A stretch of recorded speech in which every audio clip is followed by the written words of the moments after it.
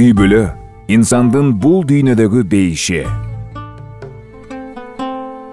Ага байыр алууңар үчүн өзүңөрдөн жубай жаратып, ортоңорго махабат жана мээримдүүлүк берип койгону да анын белгилеринен.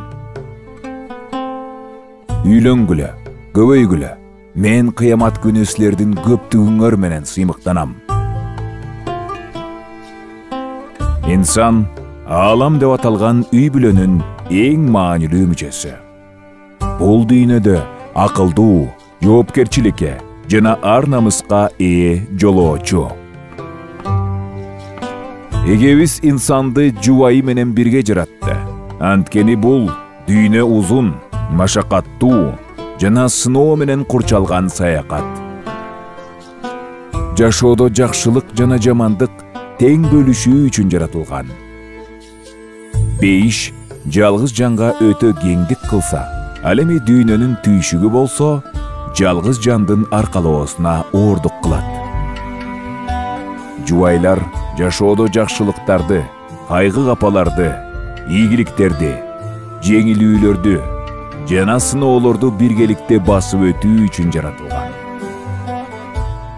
Вадуут болгон Аллах сүйгөн, сүйүлгөн жана сүйдүргөн.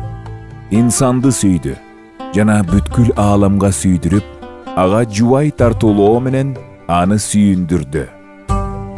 Бүткүл ааламдан орун таба албаган махабат жана үмүт эркек менен аялдын жүрөгүнөн орун алды. Эгебиз эки башка жашоону нике менен байлады. Нике олуттуу келишим. Бул никеге инсандар, жада калса эгебиз жана периштелер да күбө болушат. Нике жубайлардын бири-бирин сүйүү үчүн, сыйлоо үчүн, жакшылыкта жана жамандыкта биргеликте болуу үчүн сөз берүүсү. Аллах сүйүктүү элчисинин тили менен бул куттуу келишимди таразалап койду. Көңүл бургула, силердин жубайларыңарда акыңар болгондой эле, жубайларыңардын да силерде акысы бар. Жубайлар бири-биринин сырдашы жана эң жакын досу болуп саналат. Ошондуктан Куранда алар силердин кийимиңер, силер алардын кийимисиңер деп буйрулат. Жубайлар бири-бирине Аллах тарабынан тартууланган аманаты. Жубай болуу аманаттын ээси болгон Аллахтын астында жоопкерчилигин дайыма сезип, бири-биринин көңүлүн оорутпай, капылантпай, бул куттуу жолду чогуу басып өтүү.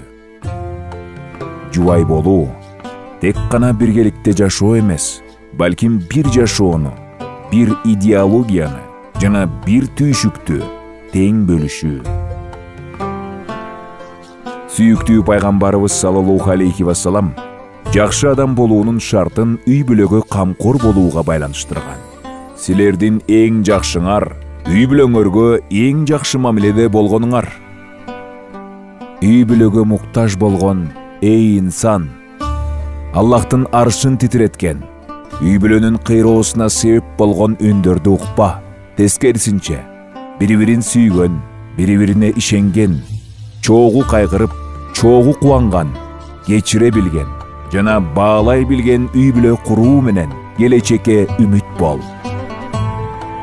Жалганды, кемсинтүүнү, ушакты жана каргышты эч качан үйүңө жолотпо. Жоопкерчилигиңди билүү менен үй бүлөңдү бул жашоодогу бейишке айландар.